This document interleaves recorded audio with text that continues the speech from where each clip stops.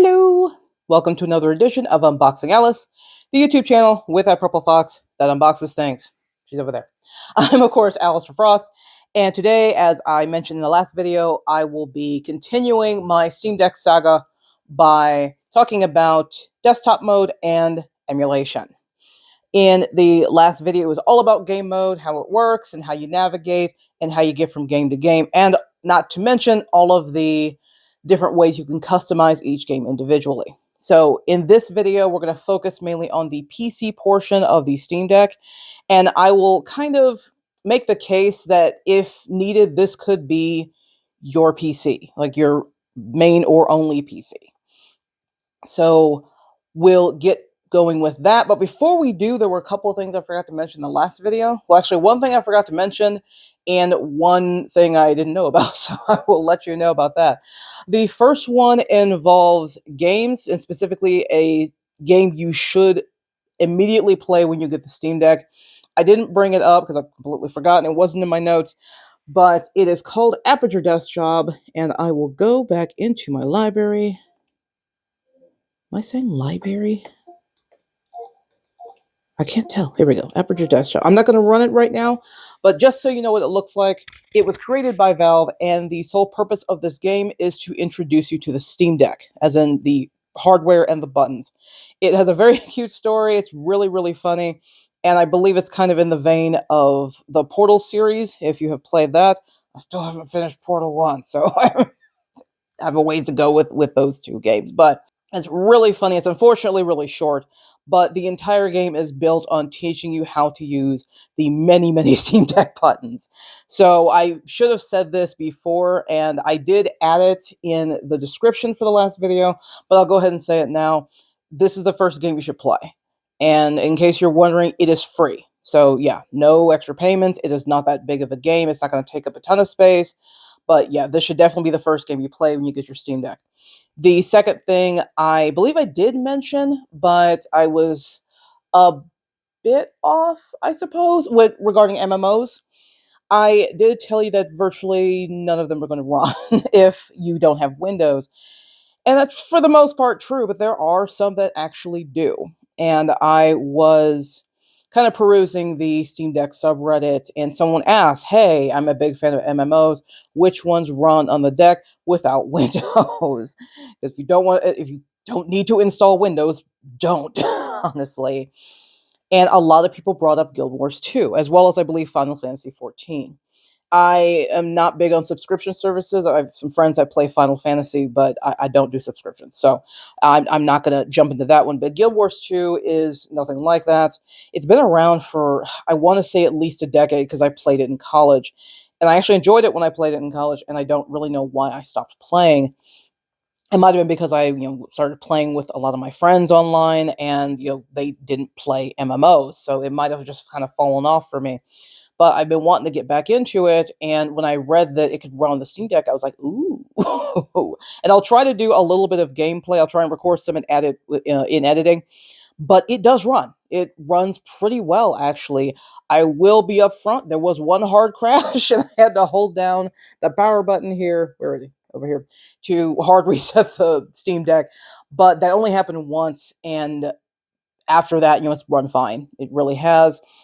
My biggest issue was key remapping, honestly, and it's an MMO. MMOs have a lot of buttons, so I spent like an hour going through community setups, and I found one that I really liked, but I still wanted to tweak a few things, and I went ahead and did that. And again, I spent like an hour doing that. So when I first created my character, I sat her in a place where I was pretty sure she wasn't going to get attacked and killed and messed with the buttons. But I just wanted to say, once again, you never know. You never really know what's going to run and what isn't. That's why I consistently recommend going to ProtonDB and seeing what other people have done to get things to run. And if it's just completely borked, they'll tell you that too. You never know what is going to work and potentially how little it takes to get it to work. So even if it says unsupported, according to Valve, it may not necessarily be unsupported. It just may take some extra elbow grease to get it to work.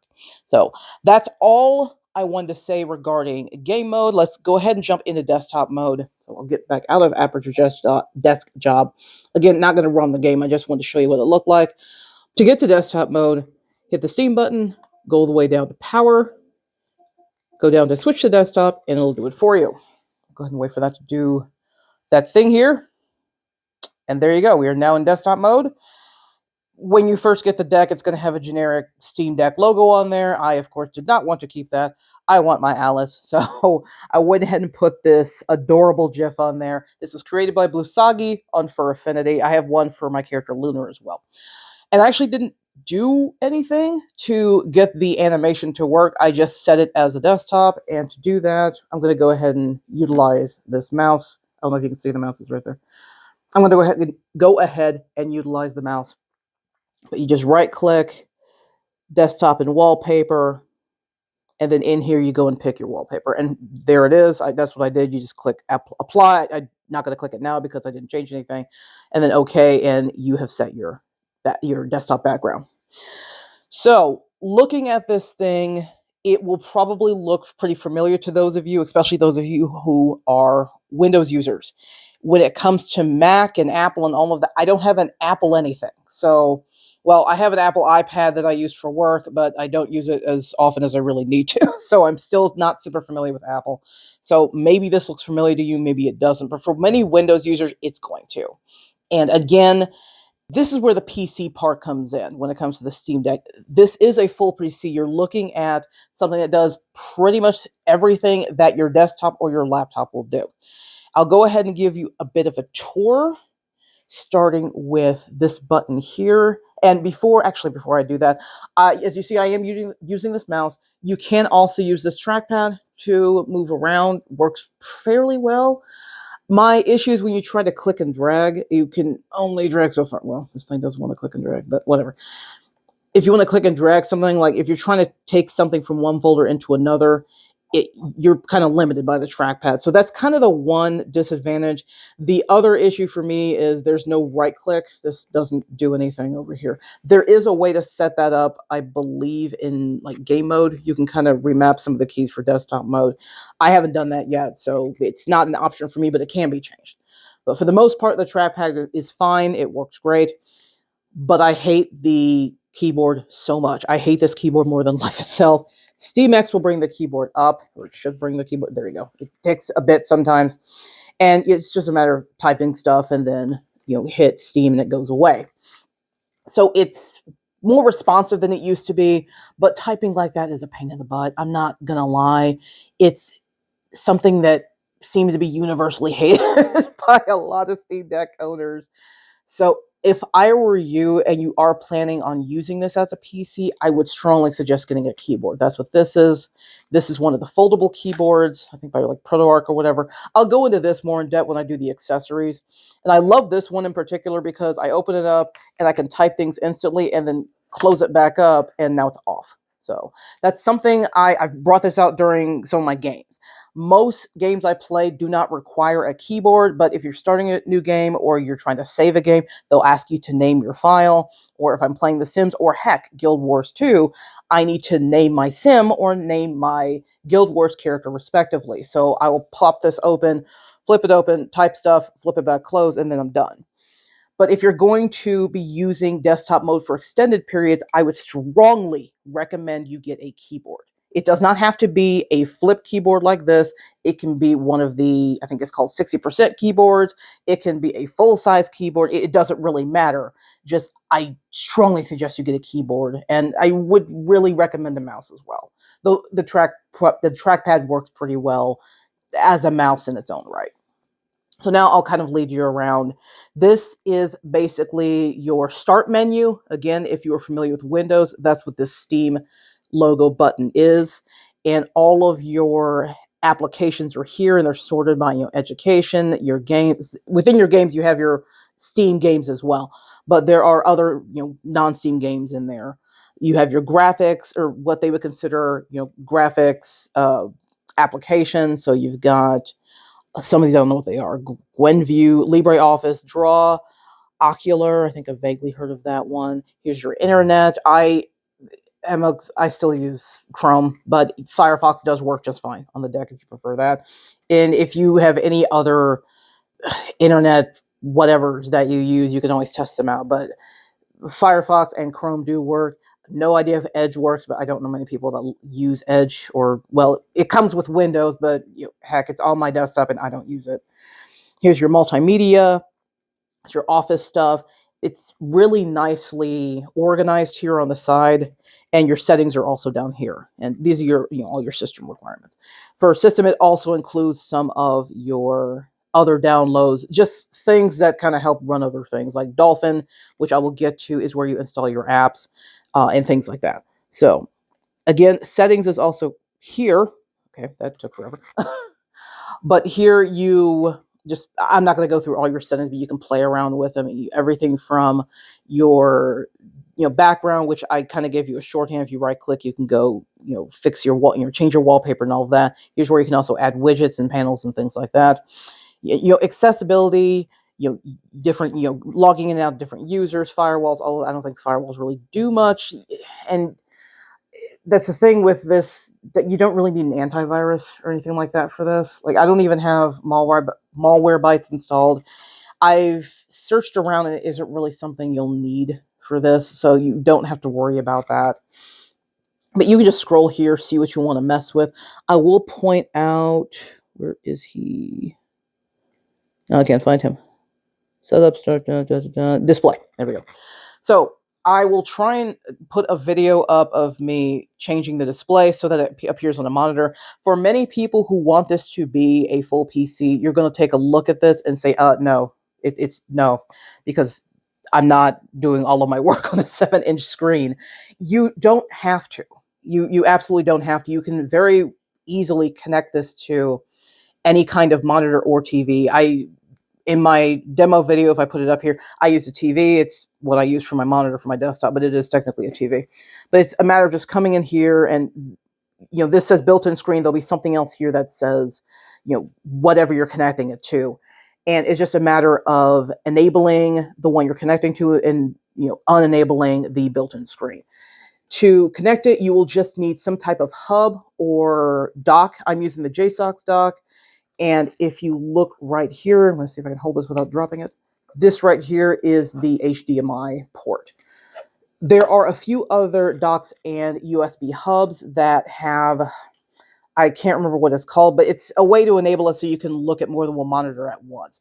It's not something I ever use, and to be perfectly honest, I don't hook this up to a monitor. I just don't. It was a pain in the butt trying to do it to give an example for this video, because there's crap all over my desk. I just don't. But if you want a much bigger display, it is very much possible. You can definitely do that. So let's get out of settings and go back to lovely Alyss playing with her Steam Deck. And we'll move on to this next icon here, which is just your folders. So let me figure out where the heck I am, first of all. So here, look at home and desktop documents. This is going to be similar to on Windows, though I will say, and I mentioned this in the what to consider when choosing a Steam Deck portion of my last video, the folders are going to be a little bit wonky. But right here is this is the built-in folder system for Linux, just the way it would be for Windows. So like I went ahead and added Alyss's GIF here, because before I think I told it to start the wallpaper from my SD card. So whenever I pull the SD card out, the GIF stops working. So I went ahead and stuck it here in pictures so I wouldn't have to worry about that when I swap them. But yeah, you can put your music TVs, anything, or music videos, anything you want here. Here's your recent files if that's something you use. I usually don't use those. You can help search for things. I usually don't use that as much. I have no idea what this is in devices, so let's not touch it. Way down here are your removable devices. And if I double click on that, it'll show me my SD card that is currently in there. So we've got the emulation, which I don't think there's much in there. Oh, there was some stuff in there. So did I put emulation in there? I don't know what I did. Whatever. I don't know which one's in there. No, I didn't. Yeah, this is all my pictures and movies and music and stuff. So that's how you get access to your SD card.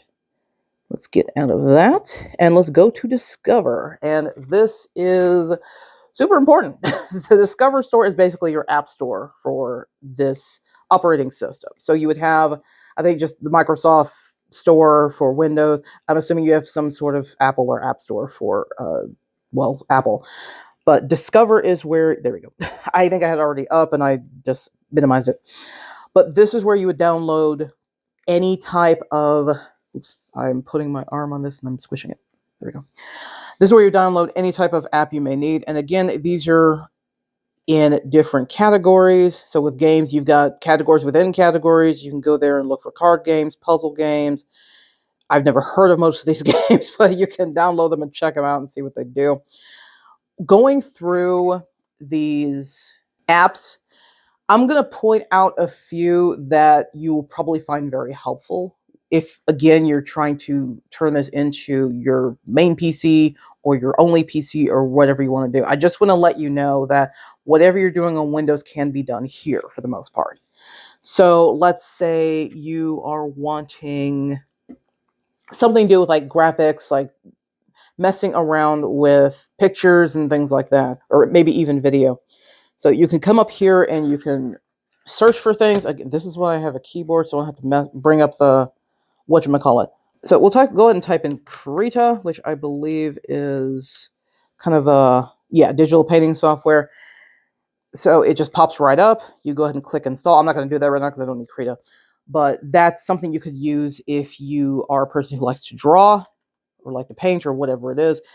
If you need something to edit video, so you got Sound Converter, you've got EarTech, Audacity. It's one I use on my desktop when I'm recording voice acting. So there's a lot of different things. You can hear Shotcut as well, which I actually did install that one. That's the one I usually use when I edit these videos. I'm going to go ahead and close this for right now because I don't need it. But there are a lot of very familiar applications that you can find on here and use. When it comes to Office, I don't know why I close this because I need it now. Whoops. Typing isn't my strong point. I won't find LibreOffice. Oh, I'm sorry. I'm in the wrong. So yeah, go to like Office. Here we go. Texto External, just Foliate, Obsidian. I don't know who that is. Let's go and find LibreOffice. There we go, LibreOffice. And LibreOffice I already have. So what I'm going to do is go ahead and launch it. And from here, this is everything that LibreOffice offers. It has your writer, your essentially your Word, your, I think PowerPoint might be in there. So yeah, Impress is PowerPoint, your spreadsheets. You can draw. I'm not sure what that one is, but sure, find that one as well. I'll go ahead and shut it down. But just to show you, there's an Office software that you can use on Linux as well. And honestly, LibreOffice is what I use on my desktop. My desktop is Windows, but I'm not paying God knows how much it is for Microsoft Office. So I just use LibreOffice, which is an open source Office software. In addition to that, if you want something to play multimedia, and so you've got Blanket, Shortwave, Strawberry Music Player. The one I'm looking for is probably at the bottom. I don't know where it is. It's in there somewhere. It should not be this hard. Well, I'm looking for VLC, but it is in there. VLC is in there, and also OBS is in there. And let me drop that for a second. I'll go ahead and open up a few files just so you know how it works. So this is a guide for a game, Timberborn. It's a city builder on Steam. But this is a PDF, and Ocular is used to open that. You have, so I just showed you LibreOffice.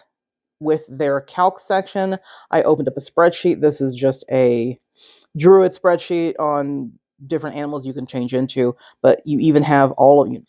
It's just like Microsoft, what do you call it? Excel, that's what it is.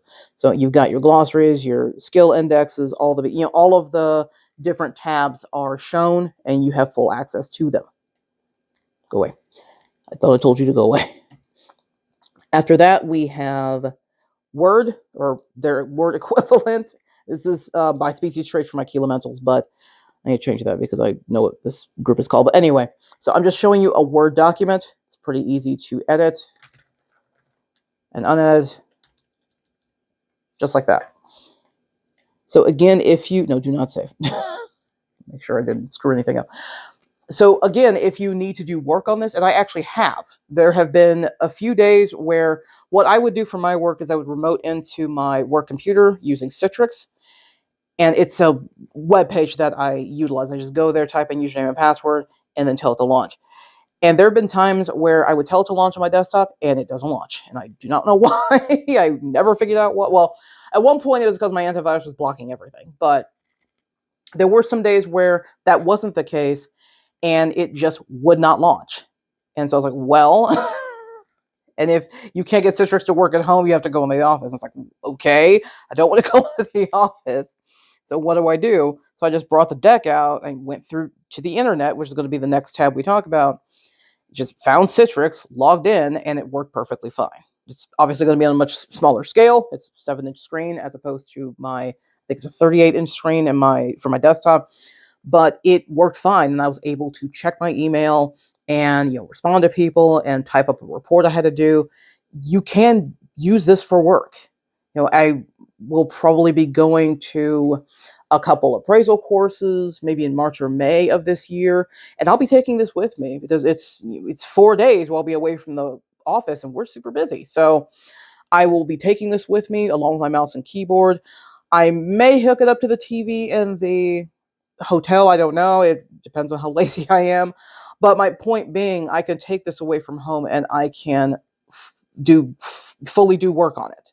So please keep that in mind if that's a question of yours. Yes, this is very much for work and play.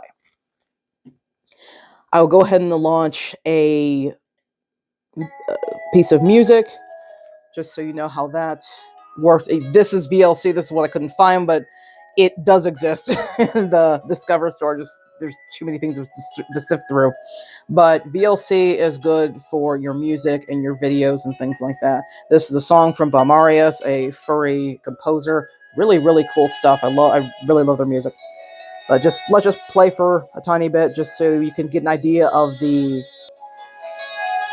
sound and like the volume. It gets pretty loud. This thing can get pretty loud in terms of sound. So we'll go ahead and shut that off. And finally, I'll go ahead and play a video for you. I did not want to try and copy that over because they're huge. But, not there. I'm going to go into my primary. So you can see me navigate to my videos, to My Little Pony. It does not matter. That is fine. It will also launch through VLC, as you can see. And this is, 1080p. So as you can see, plays just fine. So if you want to use this as a multimedia center, you can totally do that. Let's get out of My Little Pony. Thank you, Twilight. So we'll go ahead and reduce this. I don't think I'll need it, but just in case. So that's pretty much it for the Discover store, and I've given you a few examples of what kinds of files it can open. Oh, I guess I forgot to open up a picture, but that's pretty easy to do. As you can see, it can read pictures. It has Alyss back there as my background. But if you want just a still, we can do that too. Let's go ahead and we'll go with Alyss. I have so many personas, it's ridiculous. There's one in particular that's going to show, and I don't know where it is. Oh, there he is. So we'll go ahead and boot that one up. I love that piece. I believe that was a request from somebody on Reddit, this person. But yeah, there's a good picture of Alyss, and it's being opened up with Gwenview. So that came up earlier, and I had no idea what it was. Apparently, it's kind of your photos for Linux, the equivalent of photos for Microsoft. I'm sure you can edit things as well. I'm not going to go ahead and do that, but there's a lot of different programs on here. Like I said, GIMP is in here too. I do have it installed, and actually going back to the Discover store. Oops, that's not the Discover store, my bad. Here is where your installed things are. Some of these are going to be emulators, so we'll skip those, but we've got Discord. I've got, let's see, Firefox. I never use Firefox, but it's on here. Here's Google Chrome. He wrote Games Launcher. I don't really use that. That's for launching basically non-Steam titles. It's not something I really use. Most of virtually all of my games are going to be in Steam, or they're going to be emulation. But here's Lutris that helps you run certain games. Here's LibreOffice. Here's Kodi. You can also use Kodi for your multimedia, though I just used Kodi in the past to watch things online, and I don't have that set up right now, so it's not going to work very well. With OBS, once again, if you want to record your gameplay or just record your screen, that's what OBS is for. That's what I also use on my desktop. And you could also stream that way as well. I've never streamed anything, so I can't really help you with that, but I can tell you that you can stream on it, and you can most certainly find YouTube gibbles, YouTube videos that will give you a step-by-step process of how to stream. So that is what OBS is for. As we said, Ocular was for the document viewer and things like that. That was kind of your PDF viewer or your Adobe, if you will. Whoops. So get that out of the way. That's pretty much it for the Discover Store. Our next icon is, of course, going to be Google Chrome, because that's what I use. And when I first booted this up, I was able to enter in my username and password and everything, and it carried over all of my bookmarks and all of that, so I have to go re-find everything. But this is a PC, guys. It does everything your PC does. The internet you're looking at full internet Chrome. You're not looking at like a mobile version of it. It does everything that your Chrome is going to do. So let's go to, actually, what type of YouTube? Sure. That wasn't supposed to be in all caps, but whatever. So yeah, here is YouTube. Looks exactly the way it should look. I will click on this. It doesn't even matter. So you have a Spider-Man movie for me? Yes, so, sir, it handles 1080 just fine. Perfect. I thought you might like that. So what happens? Here's your full screen. It starts with Peter Parker as a Looks nerd in high exactly school. the way it should. It's one of those cool high schools where everybody's 30 years old. Those are the best kind. I love pitch meetings so much. And moving on. So that is your internet. There isn't much to say about it because I'm sure you all know what the internet is and how it works.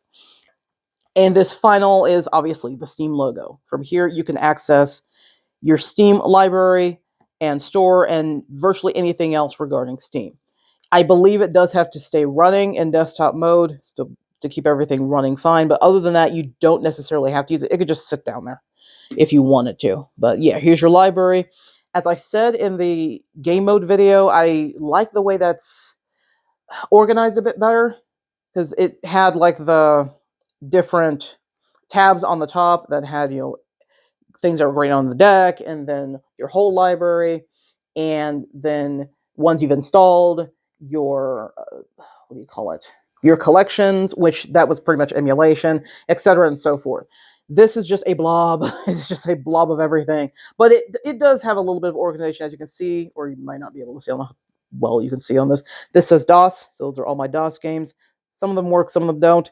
Here's just general emulators, not emulated games. So like Yuzu, PCSX2, that's to run PlayStation 2 games.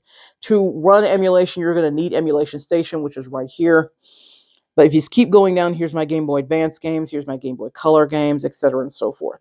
So you can very much access Steam this way, which is good because if you want to do recording or streaming, you'll need to access your games via desktop mode. Unfortunately, as far as I know, OBS does not run in game mode. You just can't. So you will have to run it here in desktop mode, but again, you can also access your library through desktop mode. So there shouldn't be any issues when it comes to recording or streaming. So that is pretty much it for, well, that half of desktop mode. This other side, this is Steam again. This is your clipboard. So anything you've saved recently. This is your volume, speaker and microphone. I apologize. I'm currently using the internal microphone right now. There is one built in. Whoops, I skipped Bluetooth. I skipped a bunch of things. Here's your battery, and here you can adjust your display or your brightness. Also tells you where your battery is. I took it to my mom's house and I forgot to charge it, so it's not fully charged the way it should be. Here is your Bluetooth. Like I said, anything that uses Bluetooth can be connected to the deck. So ProtoArch is the keyboard you're looking at. Let's go ahead and close that so it shuts off. We've also got Raycon here, and we have Soundpiece, which are my two earbuds. Neither of them are in this room, so they are not connected right now. But if I brought them and opened up the charging station, they would both connect. Oops. After that, we have your devices, which The only thing in there right now is my SD card, but I'll go ahead and do another demonstration. This is just a standard flash drive. I use it to transfer files from my desktop to my Steam Deck.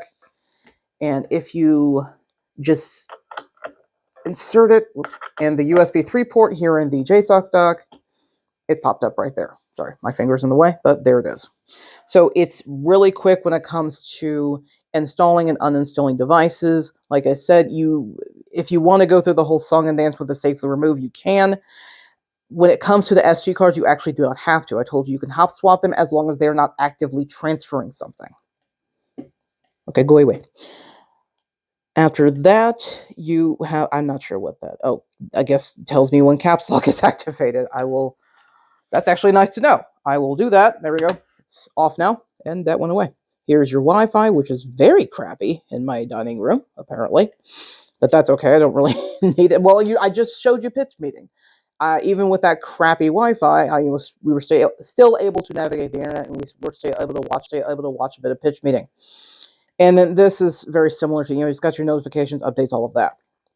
So that is pretty much desktop mode. I don't know if you have any other questions. I'll try to answer them in the comments. But we'll go ahead and move on to emulation. And that's kind of just going to be a story, honestly.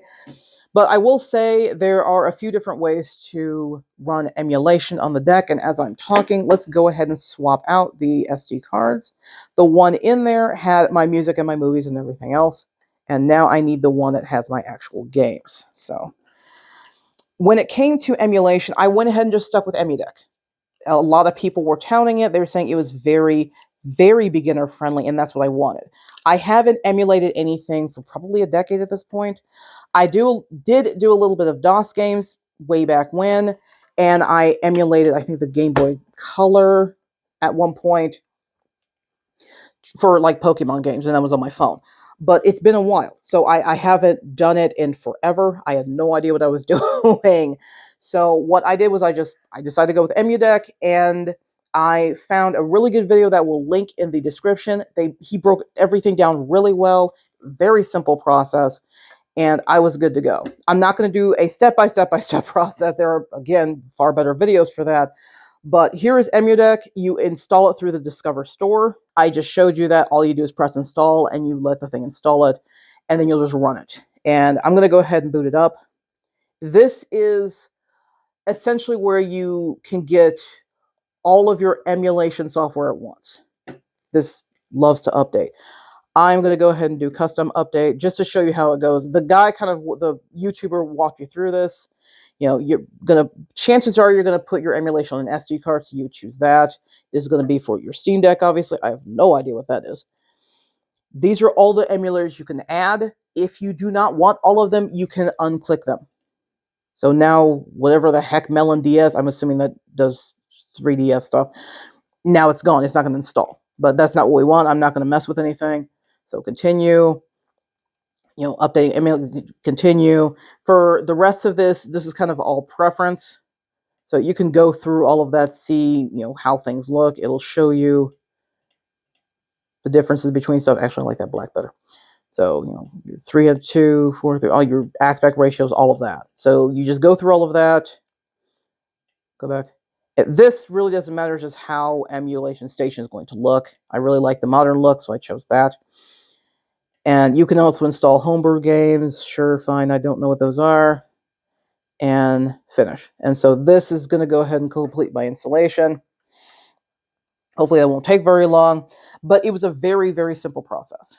And after that, you would go into this Launch Steam ROM Manager. And again, his video will send you through all of that.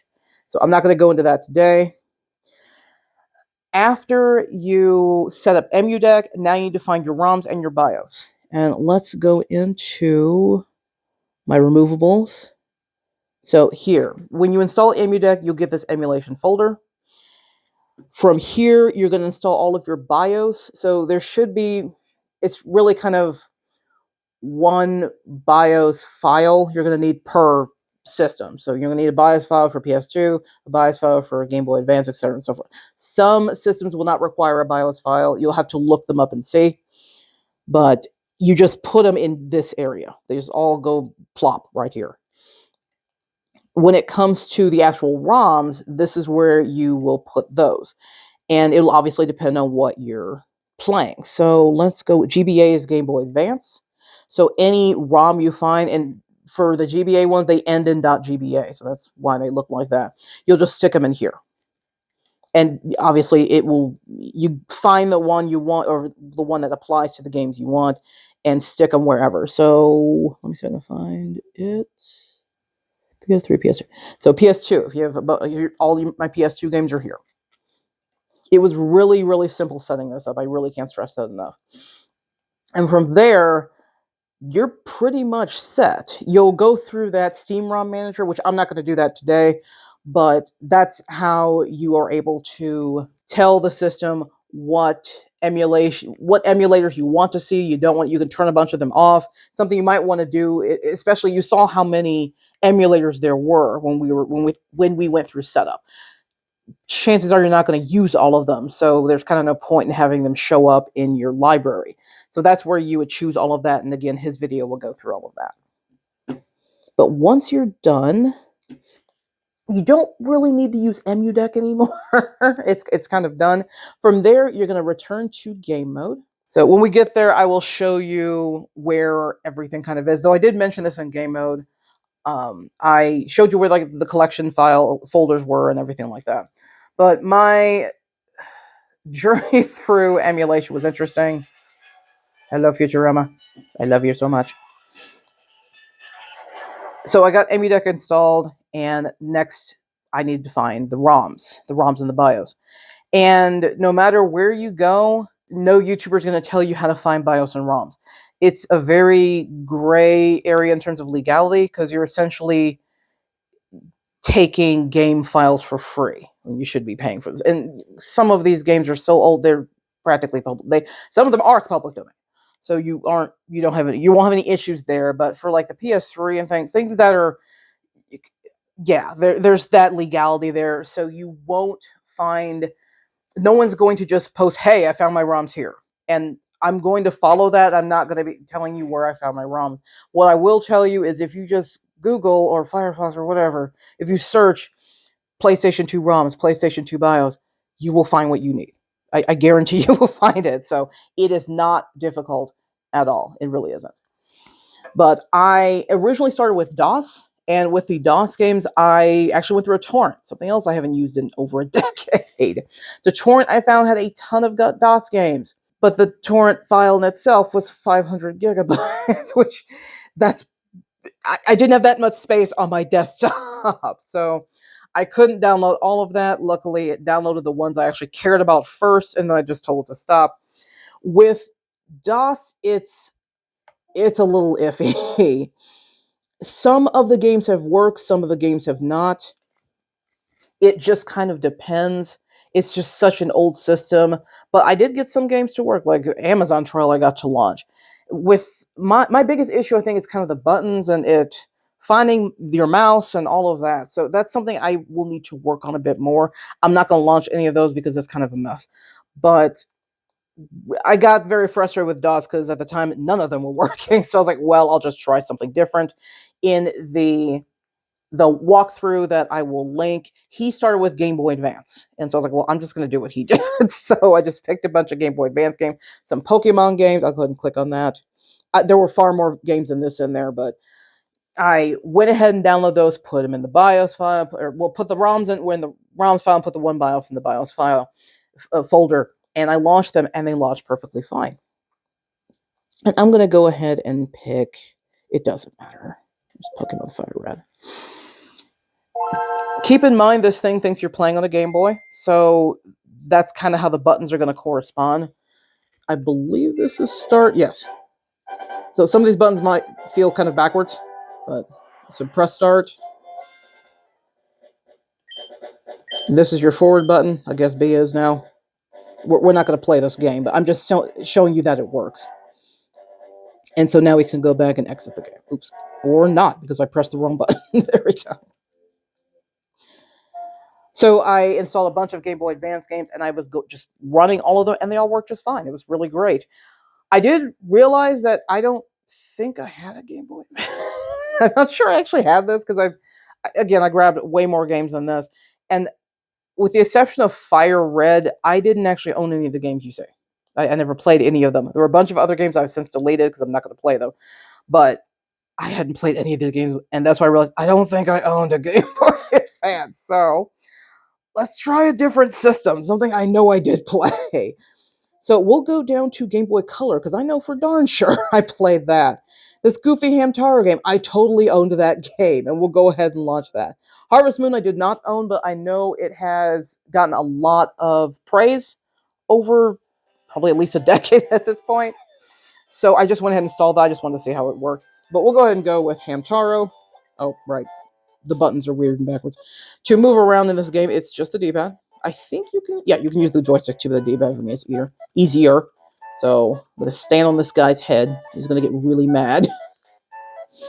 I'm sorry, dude. Come on, Hamtaro. But it's such a cute game. Playing with all the little hamsters. But there you go, that's Hamtaro. I went ahead and ran all of the Game Boy Color games, and they worked just fine. My issue came when I went to PlayStation 2. And the most of the games you're seeing here, I actually do own. I own the hard copies of all of them except for Futurama and Katamari because I had not heard of either of them. Well, I was a big fan of Futurama. I didn't know they had a game. And I had never heard of Katamari until I went to college, and my friend showed it to me. But I was super excited because this, aside from DOS, this is my nostalgia point. This means a lot to me. I know, going back to my collections, I'm sure you're asking, where is Super Nintendo? Where is the GameCube? Where is the Nintendo 64? I didn't play them. I didn't own those systems, so I didn't play those games. The only time I played them is if I went to someone's house, like when I was a little kid and they had the systems. Or in college, a friend of mine owned everything Nintendo up to that point. I think up until the Wii. So when I went to visit him and we all sat down and had a gaming session, that's when I played a lot of those games. But before then, I didn't play them because I didn't own them. So a big part of emulation is nostalgia. You want to play what you played as a kid. So for me, that golden era is DOS, as weird as it sounds, but I'm 37. So, I grew up in the 90s and DOS was a big thing. And then PlayStation 2 was another big one for me. Some of these take forever to load. I am not going to go through all of that, but we're going to go ahead and launch Okami, which is also available on the Wii, and I believe it's available on Steam in itself. But I went ahead and grabbed the PlayStation 2 version of it to show you what it looks like. But some of them ran perfectly fine, and some of them seemed to crash or not respond. And thankfully, I learned it was just a matter of bad ROMs. So if you get a game and it just doesn't launch, you just might have a bad ROM. If you find another ROM and you install it and it works fine, then there you go. That was the issue. This is a beautiful story, but we're not going to sit through that right now. So, and with PS2 games, they're the most, when it comes to controls, they're going to be the most similar to the deck. Like, disregard the trackpad. Everything above them, you're basically looking at a PS2 controller. So that helps a lot when it comes to figuring out what buttons do what. And we'll go ahead and do that. So I appreciate that you don't have to kind of hunt around and see what buttons do who. We'll just do a little bit of Okami just so you have an idea of how that runs, if it will ever load. For those who haven't done any emulation at all, it's a crazy feeling when you're playing games that you played as, well, I won't say as a kid because this game came out, I believe, when I was, maybe early 20s, something like that. But I absolutely love this game. I have played through it twice, and on the save I have on my actual PS2, I think my goal was to get all of the little beads. So just complete us. I don't really need to do that, but I want to do it. Oh shoot. So let me see. That's not what I wanted. I forgot how to move the camera. Or is it just moving Amy? Oh good. Well, that's how you draw things. Hold down X. Do that. So yep, everything works just fine. So let's go ahead and get out of Okami. But yeah, I love this thing. I love the fact that it can do emulation so well. Obviously, there are significantly more consoles that you can emulate with. These are just the ones I chose. I will go ahead and just show you the Wii games, but with the Wii, it's a little funky because when you launch those games, it's assuming you're using a Wiimote, which you clearly are not. So I believe there's a way to go into Emudeck and change it so that all the Wii games follow one format. I've also heard of people actually syncing up Wiimotes using the Bluetooth and actually playing with the Wiimote. So that's something I haven't tried yet. I haven't had time, but I definitely want to look into that. That'd be really cool if you could do that. Could turn this into a party deck all over again. I don't know how many times.